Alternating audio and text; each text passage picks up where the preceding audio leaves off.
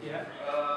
Pada saat sidang, pembicaraan dengan Ibu Bunga di sesi kedua ini dengan topik pengelolaan pembelajaran pada bulan edukasi pada era digital. Bapak Bu, silakan Ibu soal progresi. Silakan. Assalamualaikum warahmatullahi wabarakatuh. Salam sejahtera, Om Swastiastu. Semoga semua dalam keadaan sehat walafiat, murah rezeki, dan selalu dalam lindungan Tuhan Yang Maha Esa. Yang sangat-sangat saya hormati Bapak Kepala BPSDM Kesehatan, narasumber, Pak Direktur Poltekkes, moderator, dan para peserta seminar, web seminar yang sangat saya cintai dan saya banggakan. Jika punya kita sifat pelupa, itu tanda kita sudah berumur. Selamat pagi dan selamat berjumpa. Semoga kita semua semakin pandai bersyukur. Itu sapa saya di pagi hari ini. Bapak dan Ibu sekalian yang saya banggakan dan saya hormati, saya ingin menyajikan dalam waktu 20 menit tentang strategi pengelolaan pembelajaran khususnya di vokasi memasuki nanti era new normal COVID-19. Sebagai gambaran awal bahwa saya memiliki 160-an perguruan tinggi Bali NTB NTT, jadi negeri sekitar 10-an ada, termasuk Udayana ada itu di Bali, dan kita memiliki 35 sekolah perguruan tinggi vokasi dari 160 itu. Ada di Bali, ada di NTT, ada di NTB. Hitung-hitung 35 kali 4 itu sekitar ada namanya 150-an prodi ada di vokasi yang ada di Bali, NTB, NTT yang saya sedang tangani atau kendalikan sesuai dengan tupoksi saya. Bapak dan Ibu sekalian, kalau kita berbicara masalah pendidikan vokasi, yang paling utama adalah kita bagaimana paradigma berpikir kita dari pengelola perguruan tinggi yang vokasi ini. Sekarang ada juga dirjen vokasi, terutama di Kemendikbud, maka adalah logika cara berpikir, cara pandang mindset kita adalah mencetak manusia-manusia yang siap pakai atau memiliki kompetensi.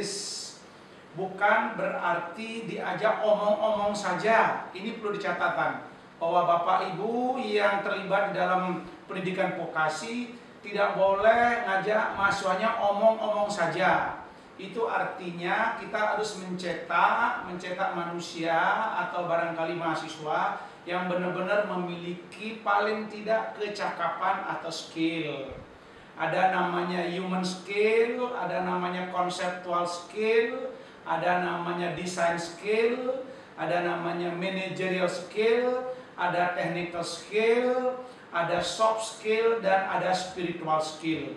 Itu kita bangun yang pada akhirnya alumni dari pendidikan vokasi adalah benar-benar memiliki kecakapan, memiliki keterampilan sehingga mereka itu siap bekerja, jadi ready for use, jadi job seeker dan job creator. Mengapa dia siap juga job creator? Karena dia memiliki kompetensi, kecakapan yang apakah itu berbasis ilmu pengetahuan dan teknologi atau barangkali berbasis talent. Kita harapkan seperti itu. Oleh karena itu Bapak Ibu yang mengelola pendidikan tinggi vokasi, jangan ragu-ragu bahwa kita tidak menghadirkan mahasiswa yang hanya omong-omong saja, tapi adalah menghasilkan manusia-manusia yang seperti yang saya katakan tadi. Lalu apa strateginya sekarang? Kita tidak boleh diam diri di daerah COVID ini. Life must go on. Life without strategy is nothing. Jadi kalau kita menjadi pengajar, orang menjadi sivitas akademika harus membangun sebuah strategi. Strategi di era COVID atau pasca COVID kita harus siapkan. Saya selaku Kepala LLDikti telah memformulasikan namanya New Normal Kampus di Bali NTB NTT dan sudah kita bagikan. Bagaimana nanti kalau kampus sudah dibuka oleh pemerintah, sudah memulai untuk melakukan blended, melakukan barangkali mix atau barangkali kembali ke konvensional. Itu kita sudah siapkan namanya protokol kesehatan lingkungan kampus. Ini sudah selesai saya bikin sekitar 10 hari yang lalu untuk kita berikan kepada perguruan tinggi. Dan kaitannya dengan masalah pendidikan vokasi, strategi yang paling utama supaya jangan omong-omong doang, maka kurikulum yang pertama harus memiliki komposisi yang ideal dan masuk akal. Minimal komposisi kurikulum adalah 60% praktek, 40% teori. Bisa jadi 30% teori, 70% praktek. Kita karena ingin melahirkan sebuah sumber daya manusia yang mempunyai comparative advantage dan competitive advantage, tidak hanya kembali lagi omong-omong doang. Maka apa yang harus dipersiapkan? Yang pertama adalah kita persiapkan dulu infrastruktur. Selainnya bisa dimasukkan ya, infrastruktur tindak mendukung apa yang kita inginkan. Jadi infrastruktur sekarang ini kalau masih kita dalam era COVID, maka tidak ada jalan kecuali kita harus menyiapkan infrastruktur yang berkaitan dengan namanya online atau daring. Apakah itu internet, apakah itu hardware-nya, itu komputer bagi mahasiswa atau HP-nya, itu harus ready for use. Dan tidak boleh kita memaksakan. Ini lagi kata kuncinya. Harus kita membuat sebuah formula yang menyenangkan seluruh sivitas akademika. Tidak boleh kampus saja bagus internetnya dedicated, tapi bagaimana mahasiswa kita? Karena ada laporan dari orang tua bahwa mahasiswa juga mengalami keberatan kalau pola-pola begini terus karena internet di sekitarnya tidak dedicated. Strategi yang kedua yang paling penting setelah infrastruktur itu adalah bagaimana kita membangun sebuah kurikulum dengan berbasis capaian pendidikan. Ini penting, capaian pendidikan yang saya katakan tadi, karena bagaimanapun juga apalagi di era pandemi COVID ini kita harus membangun nanti sebuah katakanlah paradigma yang benar-benar bisa mengantisipasi tantangan, ancaman, termasuk barangkali perubahan-perubahan yang terjadi di sekitar kita, terutama mahasiswa kita. Dalam rangka untuk memantapkan apa yang menjadi mimpi, visi dari sebuah pendidikan vokasi, maka yang tidak kalah penting berikutnya adalah kurikulum atau materi perkuliahan. Bapak Ibu sebagai pengajar di dalam era COVID ini harus dasarnya adalah pertama seluruh mahasiswa harus dibikin sehat. Dibikin sehat dulu, sehat secara lahir dan batin. Setelah sehat baru dipikir happy, healthy, happy and harmony. Itu dasarnya. Jadi materi kuliah dan metode pembelajaran harus berbasis 3H. H, yaitu healthy, happy, dan harmoni. Jika tidak kita bangun kesehatan dulu, maka tidak mungkin terbangun proses belajar mengajar menyenangkan. Jika proses belajar mengajar tidak menyenangkan, maka tidak mungkin terbangun harmoni. Harmoni antara dosen dengan mahasiswa, harmoni seluruh elemen yang terlibat dalam pendidikan itu. Jika 3 itu basisnya Anda menyampaikan materi kepada mahasiswa, saya yakin dan percaya tujuan pembelajaran, capaian pembelajaran akan tercapai. Yang tidak kalah pentingnya pada tahap berikutnya, Bapak dan Ibu sekalian yang terlibat di dalam dunia vokasi adalah durasi, waktu, timing, strategi. Ini penting karena kalau kita tidak memperhatikan waktu, juga terjadi pembosanan, penjenuhan dan lain sebagainya. Karena work from home, stay at home, maka bagaimana seorang dosen harus bisa mengelola waktu. Jadi manajemen waktu ini harus benar-benar baik. Jangan hanya bisa mengajar doang. Saya tidak begitu sangat permisif dengan dosen-dosen yang hanya pintar mengajar doang. Apalagi di jurusan vokasi. Harus pintar mendidik, mentransfer ilmu, oke, yes. Tetapi Bapak Ibu harus pintar juga mendidik. Dosen yang baik adalah dosen yang pintar mengajar dan juga dosen pintar mendidik. Kita harus menjadi manusia-manusia yang berposisi baik di depan, ing arso sungtolodo, ing madio mangun karso, ing teuri andayani. Bahkan tambah lagi, tidak hanya di depan, di tengah dan di belakang dosen itu, dosen juga bisa berasa di atas. Saat di atas harus berani menjadi eksekutor. Bahwa dosen juga harus ke bawah. Ke bawah apa posisi Anda? Harus menjadi stabilisator. Jadi dosen tidak boleh hanya di satu tempat, hanya di depan. Dulu Ki Hajar Dewantoro mengajarkan bahwa pemimpin berada di 3 tempat. Ing arso sungtulodo, ing madio mangun karso, ing tuluri andayani. Kalau saya sekarang di era ini adalah di 5 tempat. Di depan, di tengah, di belakang, di atas, dan di bawah. Di atas adalah eksekutor, menjadi benar-benar mereka adalah motor, sedangkan di bawah adalah stabilisator dan dinamisator. Bapak dan Ibu sekalian, setelah bisa melewati waktu, tentu Bapak Ibu proses pembelajaran sudah berjalan sesuai dengan mekanisme dan prosedur serta protap yang telah ditentukan oleh lembaga. Maka strategi berikutnya adalah lanjutkan dengan langkah-langkah penilaian, assessment, lanjutkan dengan langkah-langkah ujian, apakah tes tengah semester, tes akhir semester, dan semuanya. Dan semua harus berjalan dengan baik. Saya tahu betul sekarang masalah-masalah pendidikan vokasi.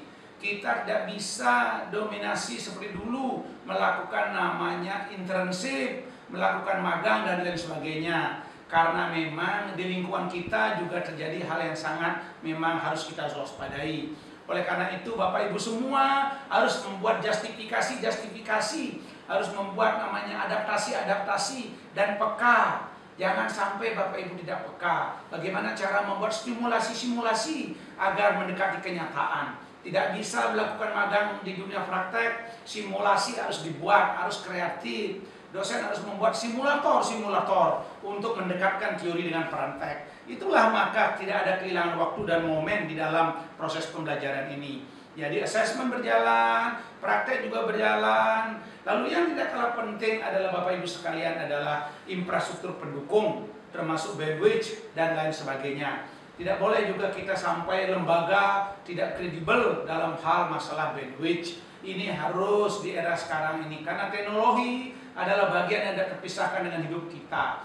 Barang siapa yang menguasai informasi dan teknologi, itulah yang menjadi one step ahead. Anda akan tertinggal dan digilas oleh zaman jika Anda tidak menguasai teknologi dan tidak menguasai informasi. Jadi menurut saya, Bapak dan Ibu sekalian, tidak ada jalan pintas, tidak ada jalan yang mudah yang harus kita lalui. Oleh karena itu, dalam rangka memantapkan anak-anak didik kita menjadi orang-orang hebat dan bermartabat, maka seluruh sivitas akademika harus membangun namanya jaringan. Bekerja cerdas, bekerja keras, bekerja lugas, bekerja tuntas, tidak malas, dan bekerja ikhlas. Itu harus digelembungkan di era ini. Karena memang kondisi kita mendesak seperti itu. Dengan cara itulah maka pendidikan vokasi akan mencapai apa yang disebut dengan hasil, mencapai harapan kita bersama. Saya berharap sekali lagi Bapak dan Ibu sekalian, karena kita ini adalah bagian orang-orang yang harus dan wajib memberikan sesuatu, maka ajaklah seluruh sivitas akademika itu berbasis enjoyment, harus senang. Tidak boleh tidak senang, saya ulangi lagi.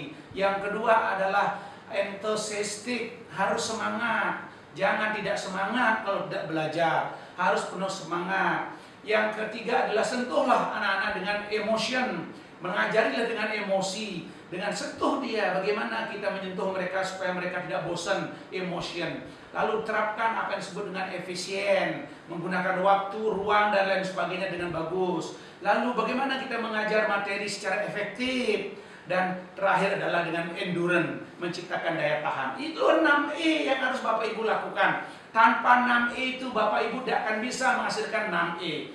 Menghasilkan proses pembelajaran, strategi pembelajaran dengan 6E tadi, saya ulangi lagi, enjoyment, enthusiasm, emotion, efisien, efektif, ya kan, endurance. Itu akan menghasilkan alumni, menghasilkan anak-anak yang benar-benar juga menjadi 6E. Apa hasil anak kita? Anak kita akan lulusannya adalah excellent pertama. Anak kita benar-benar excellent.